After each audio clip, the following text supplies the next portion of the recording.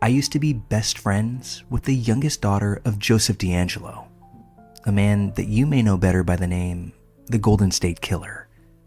It actually still feels surreal to say that out loud. Back when I was growing up, he was just a name that I barely knew, some estranged father my friend rarely talked about. I had no idea who he really was or what he had done, and I don't think that I was alone in that situation. Looking back, the most unsettling part is realizing how close I was, not just to him through his daughters, but to unknowingly crossing paths with one of the most horrific predators this country has ever seen. I didn't grow up in some dangerous area. My life was pretty normal. Suburban California, with its neighborhoods, shopping centers, and a few horse barns scattered around town. Horses were my thing growing up. That's actually how I first met both of his daughters, at different stages of my life and through completely separate circles. I met the youngest daughter in junior high, and we quickly became best friends. We were inseparable for a time, and like most close friendships at that age, you start to learn bits and pieces about each other's families. She was rather open about the fact that her father wasn't really part of her life. She made it clear that the rest of the family kept their distance from him. Only she had any real contact. I never pried, but it always struck me as a little odd. There was this unspoken tension around him that neither of us really ever addressed. At one point early on in the friendship, my mother and I dropped her off at his house. I never went inside. We just pulled up and watched her walk up to the door. That house happened to be in the same neighborhood as my cousin, which at the time didn't mean a thing. But now, it's eerie how close it all was. As high school came and went, we drifted apart like people often do. But we reconnected in early adulthood, even crossing paths socially again. I actually introduced her to my roommate at one point. That situation ultimately blew up, and it was actually the linchpin that caused that friendship to come to an end permanently. Then, years later, I met D'Angelo's middle daughter completely separately through horseback riding. She was close with my trainer, and we became friendly through riding together. We're still friends with each other on Facebook, but we've never once discussed her father. I've always assumed it's something she simply doesn't want to relive, and frankly, I don't blame her. The part that sticks with me the most, though, and the reason that I even want to tell this story, is something that happened long before anyone knew who Joseph D'Angelo really was. It's something I didn't fully process until years later, when all the details about him started to come to light. About 15 years ago now, I was on my way to meet my trainer for a riding session. I was already dressed for it. Breeches, boots, the whole deal. And I decided to stop for gas on the way to the barn. I pulled into this unusually large gas station that always stood out to me because of how strangely spread out it was. Big open lot, pumps spaced a little too far from the store attached. Never many cars around, and this evening was no different. Besides a few employees inside, it was basically empty. Across the lot, parked several pumps away, was a man. Older, tall. At first glance, nothing about him seemed particularly threatening. He was far enough away that I figured we wouldn't even cross paths.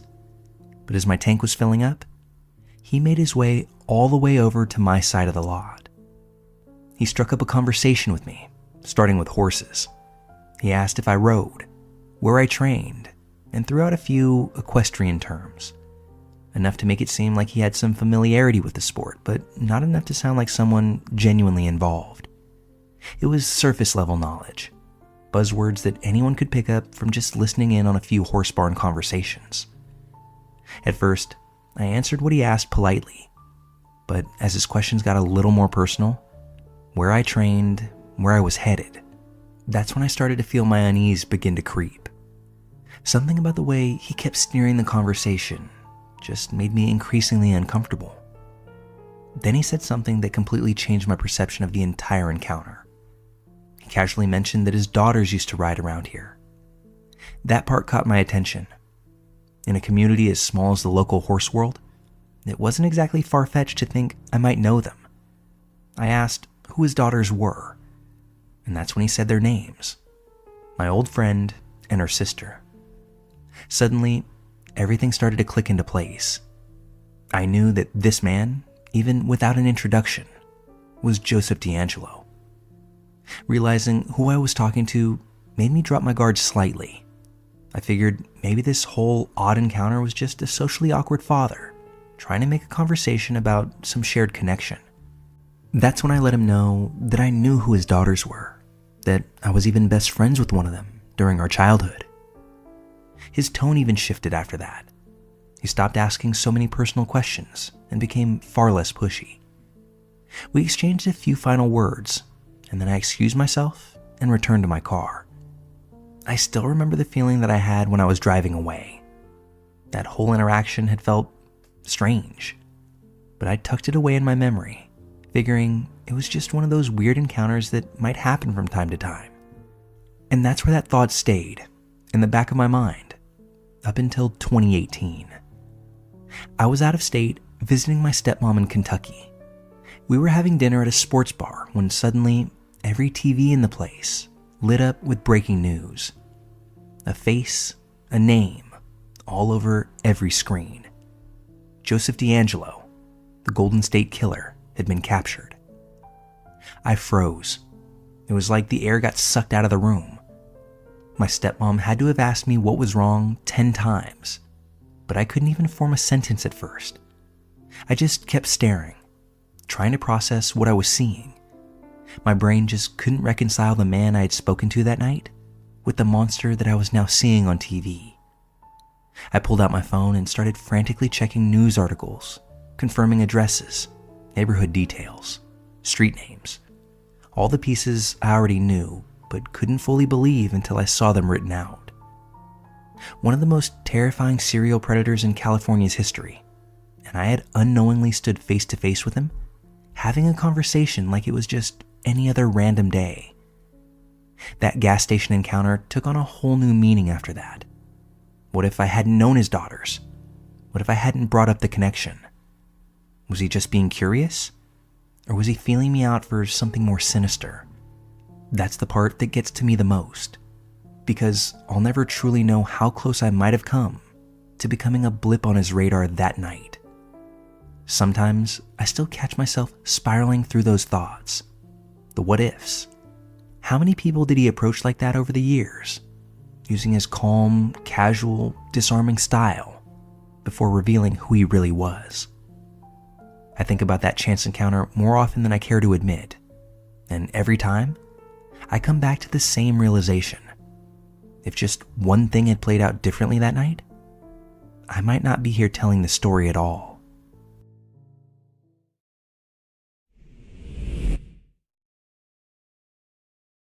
There are some days where I just can't stop thinking about when I almost disappeared. It had to be about 30 years ago now, when I was in 7th grade. I had a bad problem with bullies. The kind of bullying that follows you onto the school bus, into the cafeteria. It pokes at you every day until eventually you just break. And I think that I did. I couldn't handle the daily ridicule anymore, so I stopped taking the bus entirely. Instead, I started walking, 3 miles each way every single day. It wasn't ideal, but it was my escape. A long sidewalk along a busy road, most of it straight, predictable. It felt far safer than the bus ever did. Back then, no one really raised an eyebrow at a kid walking alone for miles. My dad, who I lived with full time, didn't see any problem with it. My mom, who I stayed with on weekends, didn't even know about it. I never told her. I didn't want to give her another thing to worry about. For over half the school year, this was my routine. And while I wasn't exactly a fit or active kid, I got used to it. The walk became part of my life. Then came the day that I don't think I'll ever forget. It was a regular afternoon, halfway home, when I saw a car pull off to the side of the road up ahead of me, about 100 feet when I think back on it. I squinted. The car looked familiar. The shape, the color, it was my dad's car. Relief flooded over me. I figured that he must be here to pick me up. Finally, a break from walking. I smiled and jogged towards the car.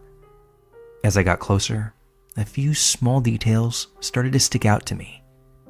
My dad's car had a tan interior, but I could see this one was red inside. And his hair, wasn't it usually lighter than that? But my brain dismissed it. I was tired, hot, and ready to get off my feet. I swung open the passenger door, tossed my backpack onto the floorboard, swung my legs inside, and shut the door behind me. Without a word, we started moving. That's when I actually got my first look at this guy. It wasn't my dad. The man behind the wheel was much older, easily 20 years older than my father.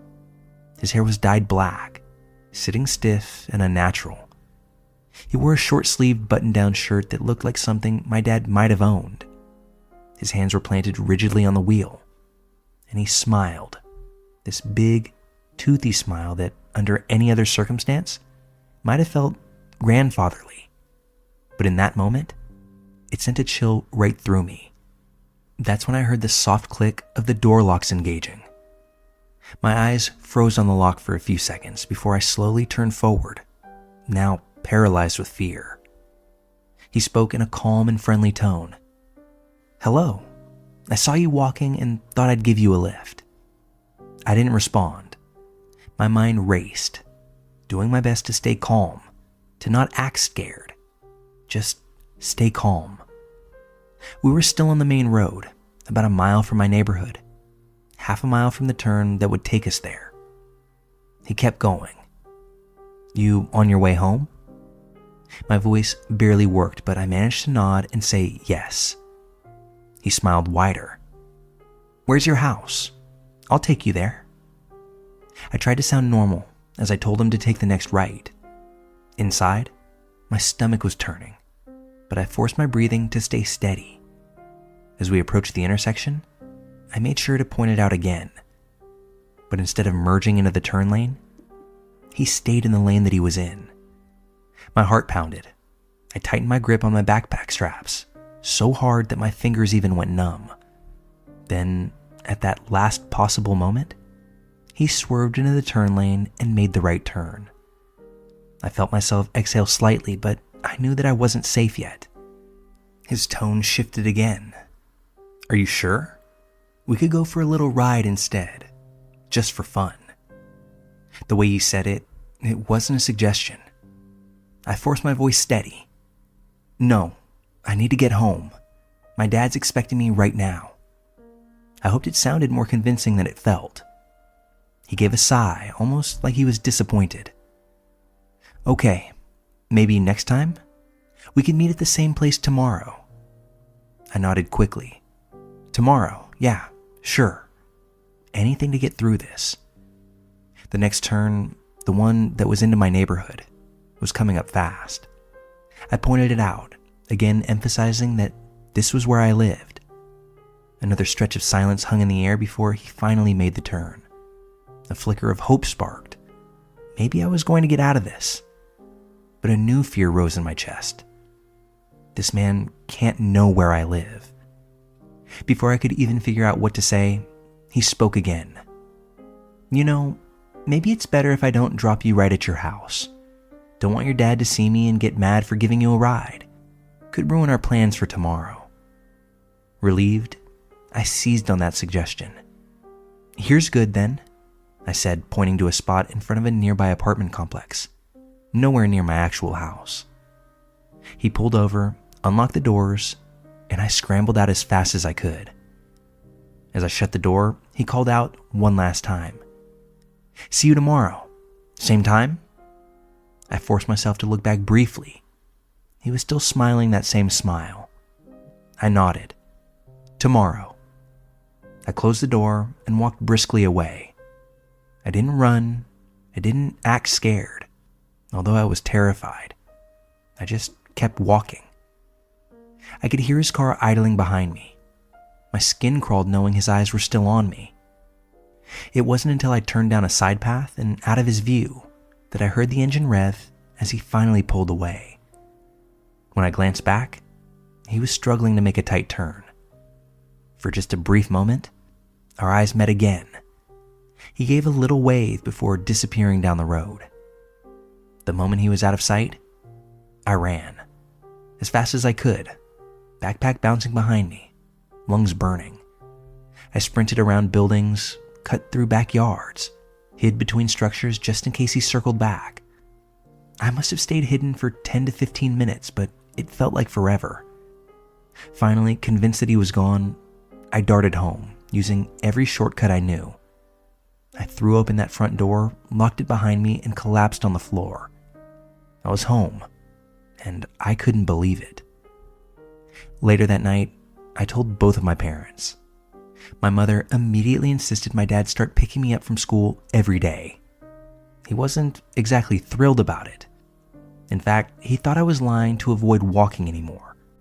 In his defense, my panicked explanation wasn't very convincing. Yeah, Dad, it was just like your car, but with a red interior. And yeah, he looked like you, but older and with darker hair. It all just happened so fast. But I didn't care that he didn't fully believe me. I was safe, and I never saw that man again.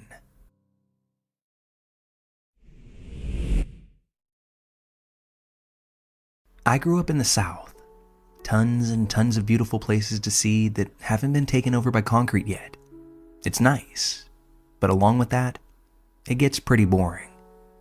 Being a teenager and wanting to go out and have fun led to mostly improvising with your buddies and hoping something good will come out of the night.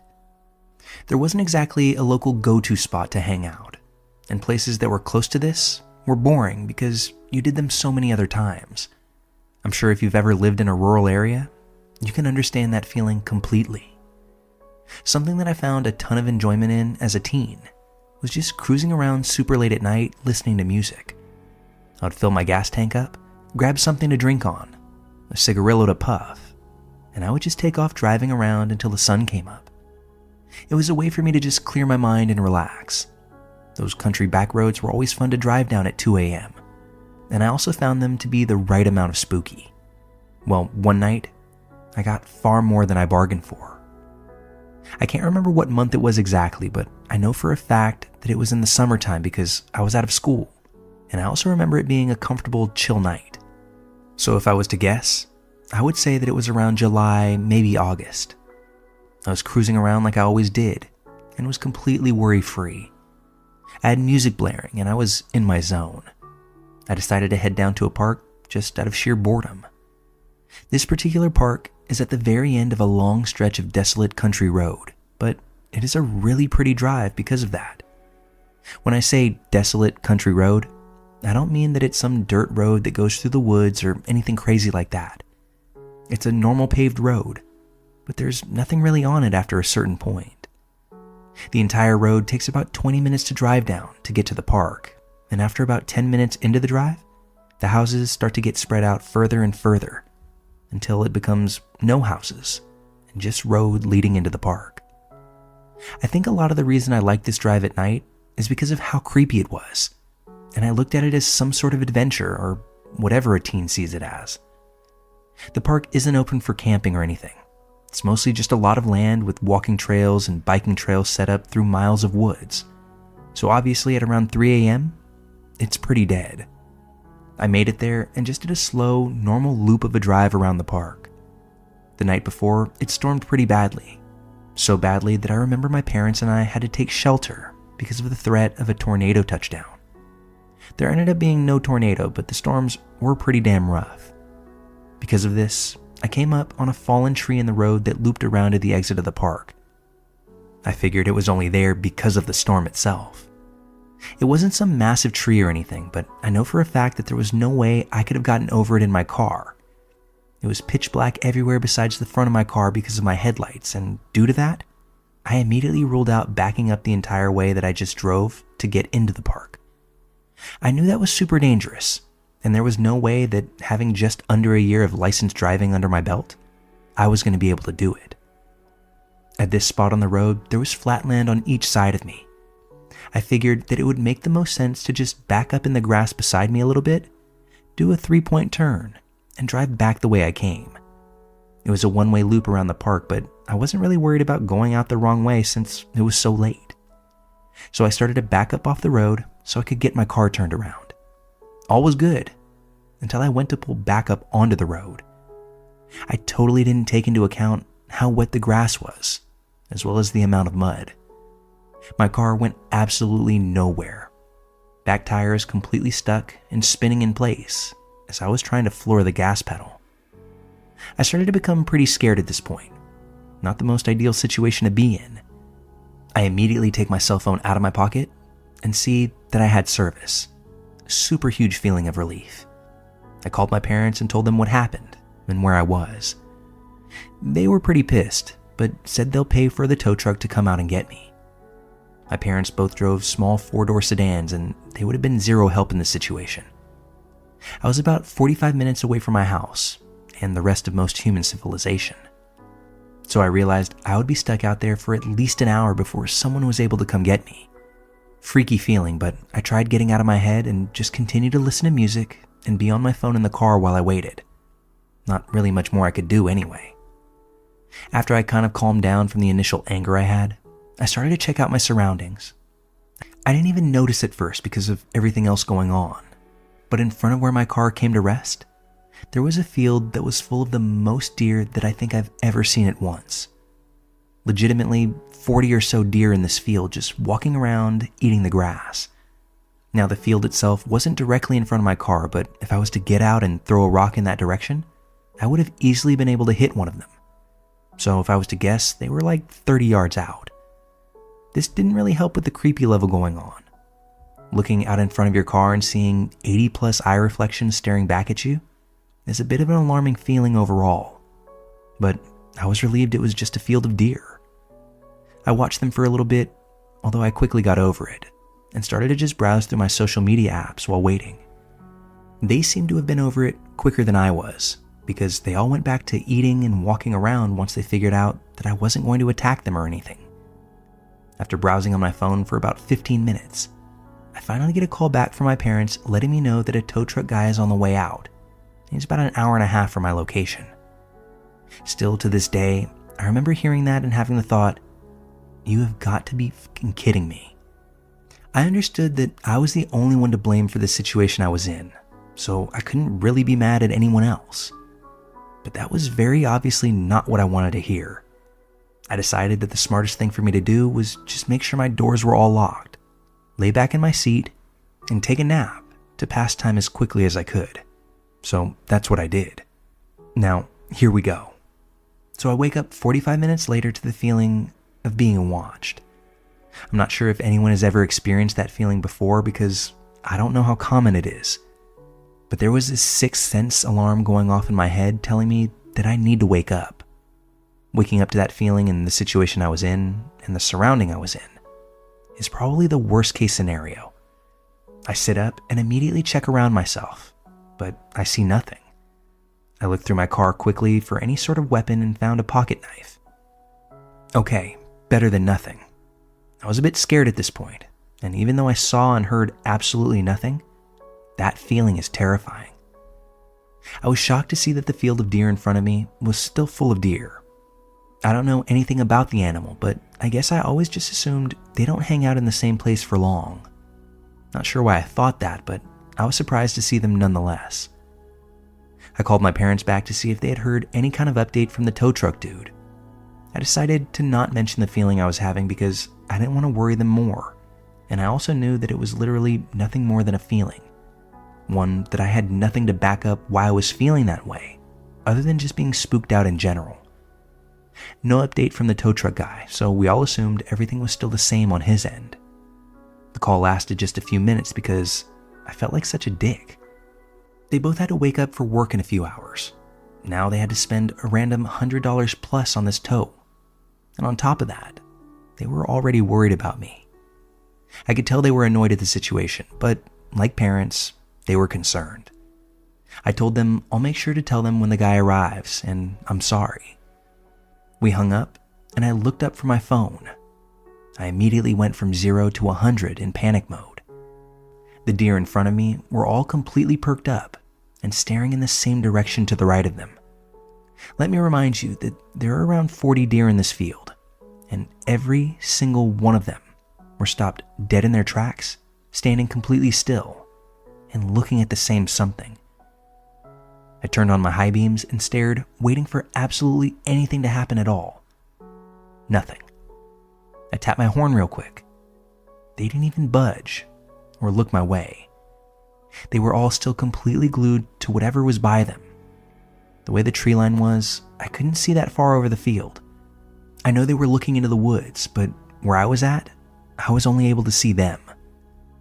I could hear my heartbeat in my ears. I grabbed that stupid pocket knife and just waited for something to happen. I would say that it was about a minute after I honked. Every single one of them in unison started to run the opposite way. They were running at full speed, and within 20 seconds, that field was clear. I was petrified in fear.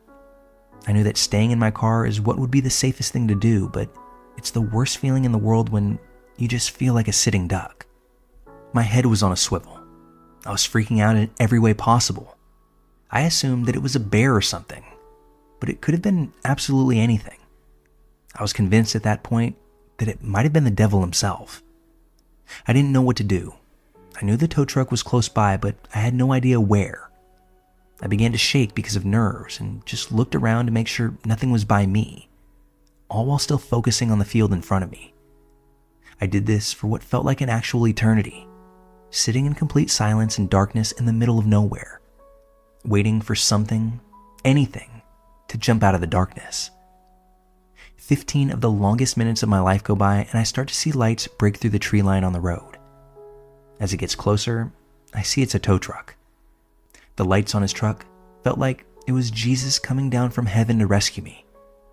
He gets up to me, and I jump out of my car and immediately ask him if he has a gun on him. I told him very quickly what had just happened, and that something is definitely out here nearby. He let me know that he had a shotgun in the truck and assured me that it was most likely a bear or a bobcat. He gave me the whole, "They're more scared of you than you are of them" bullshit. The tree in the road was small enough for him to sort of bulldoze it out of the way with his truck, and then he attached my car to his and pulled me out of the spot that I was stuck in. He was pretty nonchalant about what I just experienced, but I was pretty badly shaken up from it. The whole time he was doing his thing, I still had my eyes glued out in that field waiting for something. The tow truck guy was completely done with everything in about 15 minutes, and he told me to follow his truck out of there and onto the main road again. I got back in my car and was more ready than anything to get the hell out of this park. We started to drive away from the spot I was in, and I still had my head on a swivel, still completely shaken up. As we were driving away, I looked in my rearview mirror. We were down the park road just a tiny bit, but I could still see the spot that I was stuck in partially lit up from the vehicle's lights and the moon. I watched in my rearview mirror as a man came out of the tree line behind where my car was, and then walk into the middle of the road to watch us drive away. My heart stopped beating for just a second. Legitimately, I lost my breath, and my eyes started to get full of tears because of how absolutely scared I was in this moment. I couldn't see any sort of details like what he looked like or even necessarily what he was wearing. To be honest, I don't really care. The feeling that I felt driving away from that spot, knowing he was right there the whole time watching me as I was freaking out looking around, watching me as I was completely alone for a terribly long time, maybe even coming right up to the window and watching me as I slept. That's a feeling that I can't necessarily put into words. All these years later, and it still messes with me quite a bit. The entire time we were driving off, as long as I could see him, that man didn't move once he came to rest in the road. He just watched us. A million things went through my mind. I was scared there may have been multiple people up the road waiting for us. I was trying to figure out if I should start beating on my horn like crazy to get the tow truck guy to stop or not. I decided that all I wanted to do was get out of there, more than anything in the world. The second that we finally got out of the park, and I was able to be on a 2-lane road again, I flew past the tow truck driver and did nothing below 70 the entire way home. I flew through stop signs, even blew through a few stoplights. I absolutely did not care. The only thing on my mind was making it home. I got home, ran inside, and very quickly acknowledged my parents, saying sorry and thank you before heading to my room. I didn't get a single second of sleep the rest of the night. I was searching for any sort of records of things happening in that area. Police reports, strange encounters, anything similar to the story that I just experienced. I came to the conclusion that that man was some sort of squatter or a homeless person. I read many things online how it's common for homeless in rural areas to build shelters out in the woods, which does make sense to me entirely on why they would do that. But obviously, the unknown is the scariest part of it all. What if he wasn't homeless? What if he had plans to hurt me? What if? There's so many possibilities of what could have happened, but the outcome that did happen is what I'm most grateful for. I didn't tell my parents the story until many years after it happened, and I was already an adult and moved out. It freaked them the fuck out too when I told them. I never went back to that park, ever. Even though I no longer live by there, I still have no desire at all to ever go back there. I don't think that I could bring myself to do it even in broad daylight with a ton of people around. I also made the decision to stop doing those late night cruises. I did a couple more after this experience, but even with people, that uncomfortable feeling and being on edge just never went away. I'm now in my late 20s, and while I still enjoy a relaxing drive on occasion, but once the clock strikes midnight, you won't catch me on the road.